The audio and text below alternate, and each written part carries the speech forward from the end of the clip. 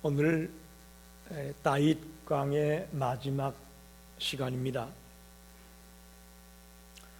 사무엘하 13장에서 18장까지는 다윗과 그의 아들 압살롬의 얘기가 자세하게 기록되고 있습니다. 특별히 다윗과 압살롬의 관계가, 즉 아버지와 아들의 관계가 깨어지는 장면을 보게 되고, 그로 인해 비극이 발생하는 것을 다루고 있습니다. 사실 아버지와 아들의 관계는 하나님이 창조한 가족 제도의 근본이라고 볼 수 있습니다. 그런데 이 관계가 깨어지면 가정만 깨어지는 것이 아니라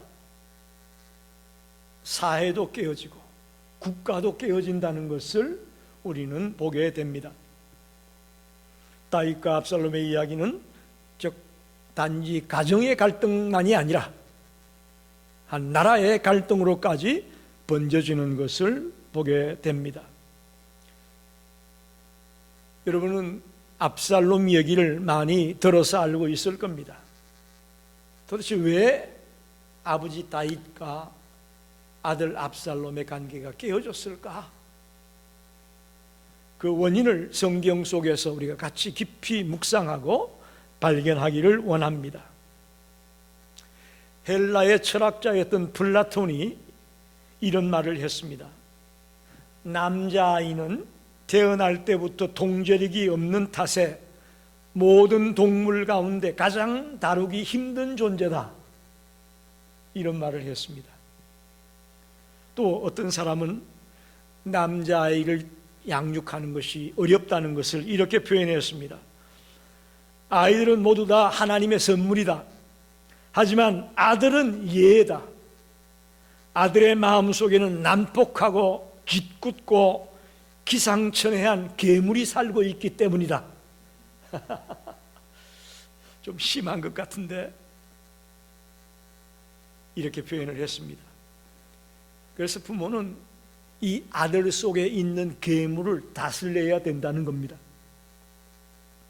물론 사랑으로 키워야 되겠지만 그 속에 있는 괴물이 요동칠 때 부모들이 그걸 자제시키고 그걸 억제시킬 수 있는 훈련이, 또 징계가 필요하다고 말합니다. 특별히 이것은 젊었을 때에, 어렸을 때에 처리를 해야 된다는 겁니다. 이미 성인이 되어버리면 그때는 처리하지 못한 괴물이 여전히 남아있기 때문에 조절이 불가능하다는 거예요.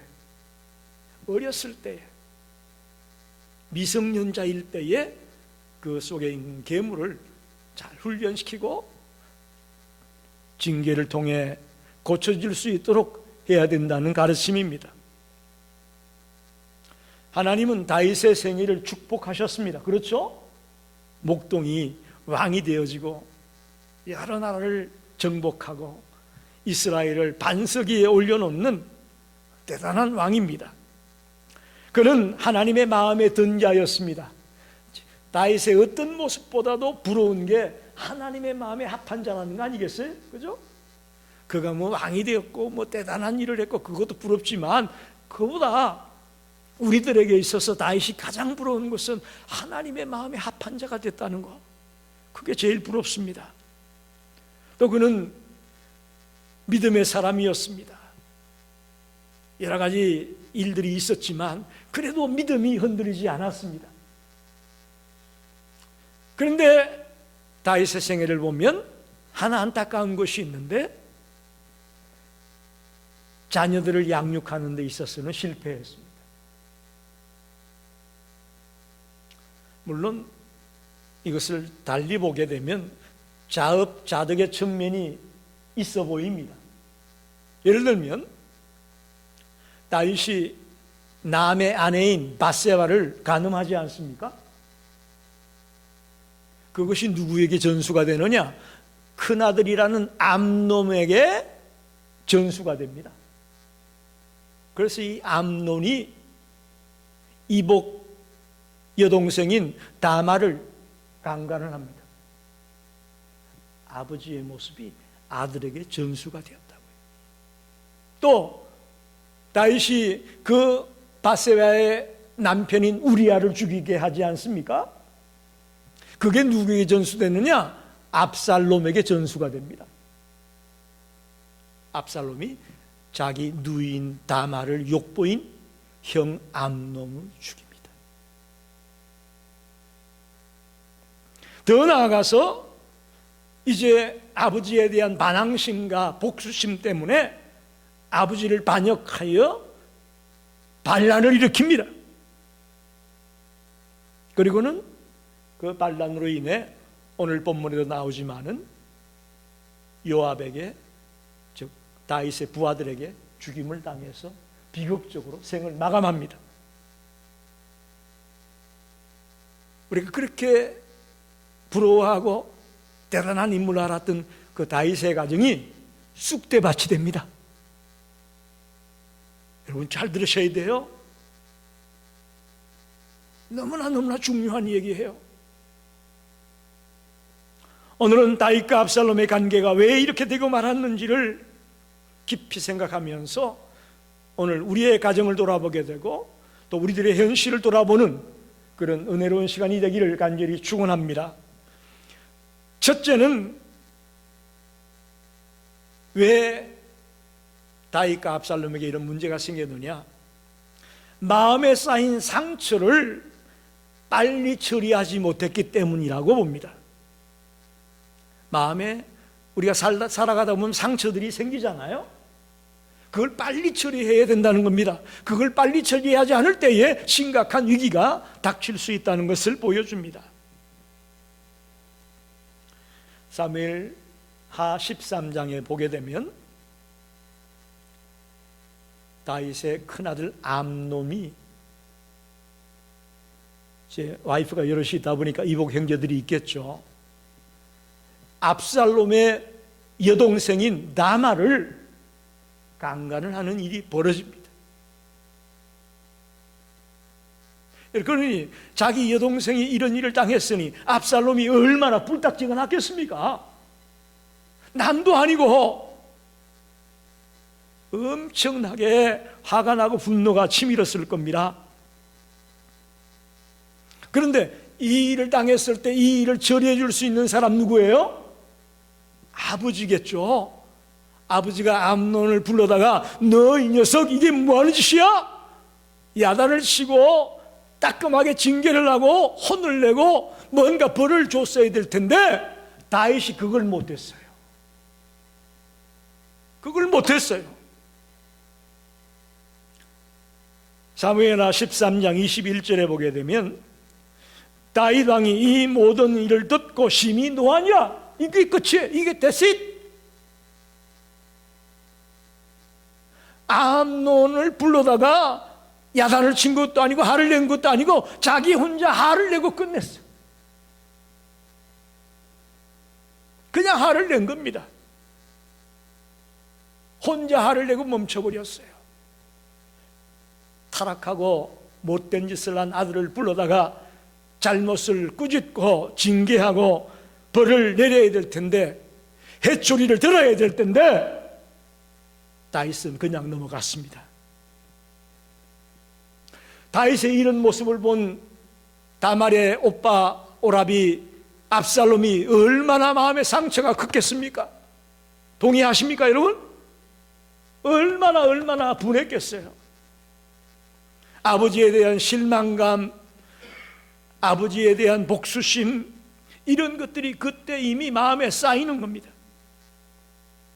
왜? 아버지로서 이 일을 빨리 처리를 해줘야 되는데 상처는 쌓여가는데 아버지가 가만히 계시니까 실망감에 복수심에 막 마음에 갖가지 감정들이 억눌리고 쌓이게 되는 겁니다. 여러분, 다윗의 가정만 이럴까요? 우리들의 가정이나 우리들의 만남 속에도 이런 일들이 발생할 수가 있습니다. 상처를 입었을 때는 그걸 외면한다고, 그걸 가만히 묻어둔다고 해결되는 게 아닙니다. 상처를 씻어줘야 됩니다. 상처를 치유해줘야 해결이 되는 겁니다. 오늘도 얼마든지 우리들의 가정이 이런 상처를, 이런 깨어짐을 만날 수 있을 겁니다. 그때 이 서로의 감정을 빨리 캐치하고 그 상처를 치유하려고 함께 대화하고 함께 교제하고 함께 사랑을 나누고 함께 밥도 먹고 그러면서 뭔가 눈에 보이지 않던 상처들이 있었던 것을 빨리 치유해내는 저와 여러분이 되기를 간절히 축원합니다. 특별히 가정에서 부부가 또 부모 자식 간에 대화가 많이 있어야 된다는 것을 아마 여러분도 잘 아실 겁니다. 그 대화가 단절될 때에 위기가 오는 것이 아니겠습니까? 그래서 마음속의 상처를 빨리 처리하지 못했기 때문에 다윗과 압살롬의 문제가 발생했다고 생각했습니다. 두 번째는 아버지의 침묵과 무관심 때문에 관계가 깨어졌다고 봅니다. 사무엘하 14장을 보게 되면 2년 동안, 즉 자기 동생이 강간을 당한 지 2년 동안 압살롬은 복수를 결심하고 작당을 한 겁니다. 그리고 2년 뒤에 자기 집에 양털을 깎는다고 아버지의 모든 형제들을 초대했어요. 그리고는 그날 자기 집 하인들에게 암논을 죽이라고 지시를 해서 자기 형을 죽입니다. 그리고는 쫓겨나가지고 3년 동안 예루살렘을 떠나 딴 곳에 가서 은둔 생활을 합니다. 그러자 다윗의 부하인 요압이 아들을 그렇게 둬도 되겠습니까? 빨리 불러드리는 게 좋겠습니다라고 요압이 조언을 아뢰게 되니까 다윗이 그 요압의 말을 듣고 압살롬을 예루살렘으로 불러왔어요. 3년 뒤에. 자, 그러면 불러왔으면 같이 좀 만나서 너 왜 그렇다고 형을 죽였느냐 뭐 좀 얘기가 있어야 될 텐데 이런 방구도 없어요. 여전히 얼굴을 쳐다보지 않습니다. 무관심과 침묵으로 일관하고 있습니다. 아주 압살롬은 얼마나 괴롭겠어요. 아버지가 불러서 야단을 치든지 너 그렇다고 형을 죽였냐 뭐 그냥 벌을 주든지 뭔가 해야 되는데 아무런 말도 없고 무관심으로 연력도 없고 만나자고 하는 말도 없고 식사도 한번 하자는 말도 없고 이게 사람이 뼈가 녹는 거예요. 이렇게 되면 여러분 누가복음 15장에 보면 우리가 잘 아는 당자의 비유 얘기가 나옵니다. 당자의 비유 얘기는 잘 아시죠? 예수님이 사람들에게 당자의 비유 얘기를 했는데 거기 보면 아버지가 둘째 아들이 타국에 나가서 다 탕진하고 거지꼴로 돌아오는데 아버지는 저 멀리 오는 그 모습을 보고도 자기 아들인 줄 알았죠. 그죠? 상거가 먼데 거리가 먼데도 쫓아나갔어요. 쫓아나가서 목을 안고 입을 맞추고 제일 좋은 옷을 갈아입히고 손에 가락지를 끼워주고 살찐 송아지를 잡아다가 잔치를 열었다고 당자의 비유에서 말하고 있습니다. 여기 성경에 누가복음 15장 20절로 23절 말씀이 여러분 보는 그대로입니다. 저는 이 다윗과 압살롬의 얘기를 보면서 만약에 다윗이 이 당자의 비유에 나오는 아버지처럼 그들에게 압살롬에게 한번 사랑을 표시했다면 이런 비극적인 일이 발생하지 않았지 않았겠는가. 즉 아들이 반란을 일으켜서 아버지를 도망가게 만들고 또 다윗의 부하들에게 죽임을 당하는 이런 비극적인 일까지는 가지 않았지 않겠는가 하는 생각을 해봤습니다.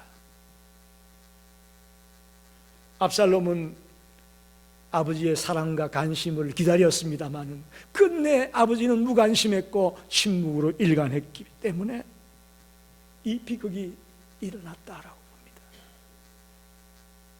사랑하는 성도 여러분, 여러분의 가정에 무관심과 침묵으로 일관하지 말고, 사랑은 뭐예요? 관심을 가져주는 게 사랑 아니겠어요? 물론 아이들은 지나친 관심을 또 싫어한다고 합니다마는 무관심과 침묵은 우리의 아름다운 교제를 깨트리고 무너지게 하는 요인이 될 수 있음을 알아야 됩니다. 부모와 자식 간의 무관심과 침묵은 비극입니다.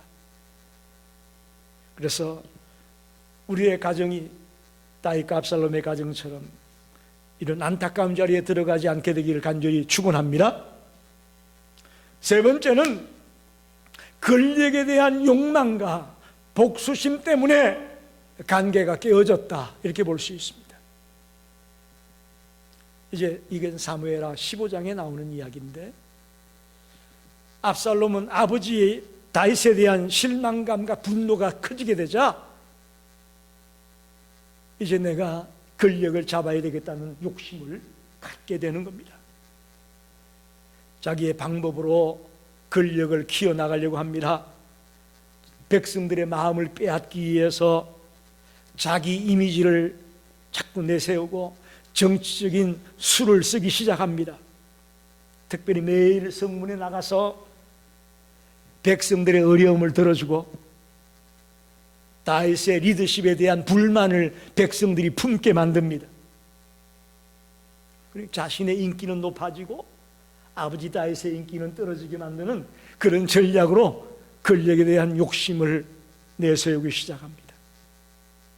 그리고는 헤블론에서 반란을 일으키게 되죠. 사무엘하 15장 10절에 사무엘하 15장 10절에 이렇게 말합니다. 이에 압살롬이 정탐을 이스라엘 모든 지파 가운데 두루 보내 이르기를, 너희는 나팔 소리를 듣거든 곧 말하기를 압살롬이 헤브론에서 왕이 되었다 하라 하니라. 계획적으로 자신의 권력욕을 드러냈습니다. 이 반역은 단지 자기의 정치 권력에 대한 욕심 때문만이 아니라 아버지에 대한 배신의 행동이고 아버지에 대한 복수심에 대한 행동의 발로였다, 이렇게 볼 수 있습니다. 아버지를 복수하고 싶은 마음에서 이런 일을 꾸몄다고 말할 수 있습니다. 이것이야말로 이제 아버지와 아들의 관계를 완전히 끊어버리는 그런 길로 가고 말았죠. 자녀가 부모에 대해서 실망을 하고 부모와의 단절된 것을 느끼게 되면 엉뚱한 길을 찾게 되어 있습니다. 그렇기 때문에 부모는 빨리 자녀가 왜 그런 행동을 하는지 이해하고 서로 화해하고 서로 마음을 열고 다가갈 수 있게 되기를 바랍니다. 툴레이시 되면 힘들어지는 거예요. 왜 저런 행동을 할까? 빨리 그럴 때에 서로 만나서 대화하고 풀 것 풀고 또 용서할 것 용서하고 해결해 나가야만 이런 극단적인 자리에까지 들어가지 않을 것을 우리가 배우게 되는 것입니다. 마지막으로 네 번째 관계가 깨어진 원인은 아버지의 사랑을 자주 표현을 해야 되는데 표현하지 않았기 때문에 관계가 깨어졌다고 봅니다. 오늘 본문이에요. 18장 33절에 보면 내 아들아, 내 아들 압살롬아, 내가 너를 대신하여 죽었더라면 구스 사람이 와서 당신의 아들이 죽었다는 얘기를 하는 말을 듣고 슬퍼 눈물을 흘리며 내 아들아, 내 아들 압살롬아, 내가 너를 대신하여 죽었더라면 이라고 말하고 있습니다. 이건 다윗이 비록 무관심했고 침묵하기는 했지만 아들 압살롬을 사랑했다는 얘기거든요. 여러분 어떻게 생각합니까? 쇼입니까? 다윗이 쇼로 이렇게 한 것처럼 보입니까? 진심으로 보입니까? 저는 진심으로 보입니다. 정말 아들을 마음속으로 늘 사랑하고 있었다는 것을 느낍니다.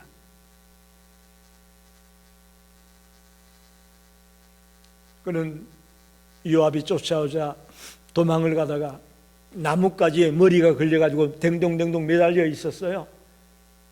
그러자 요압이 창으로 찔러서 죽였어요.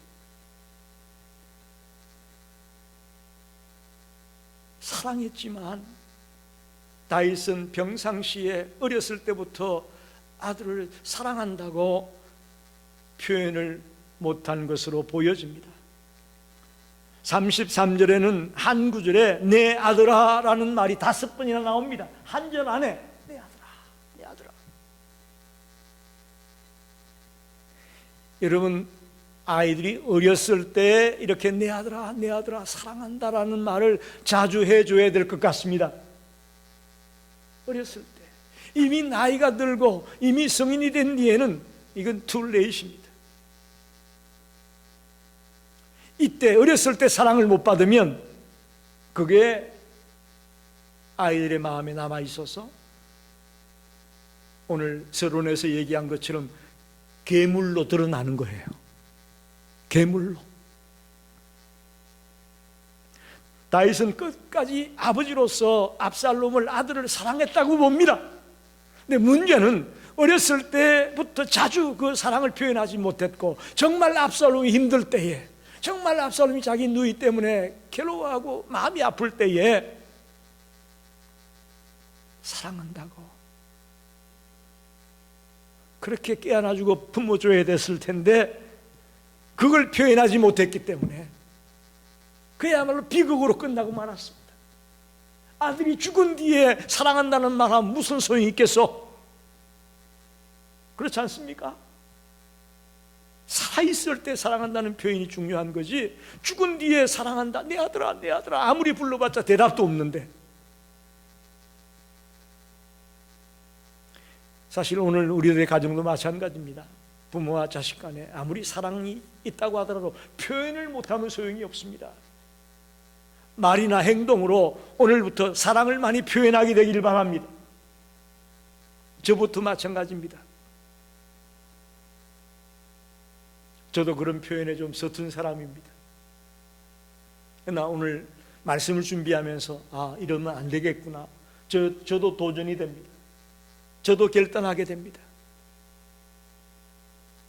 우리가 정말 자녀를 향해, 부모를 향해, 우리 한 형제자매된 우리 성도들을 향해 사랑한다고 말로, 행동으로 자주 표현할 수 있게 되기를 간절히 축원합니다. 말씀을 정리합니다. 오늘 우리 주변에는 여기저기서 가정이 깨지고 가정이 분리되고 가정이 파괴되는 일들을 너무나 자주 보게 됩니다.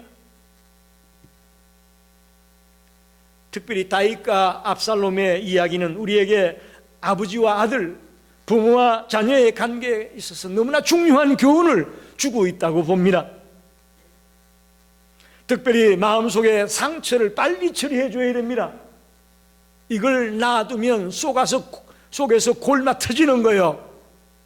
마음에 상처가 있을 때 빨리 치유할 수 있도록 우리가 노력해야 될 겁니다.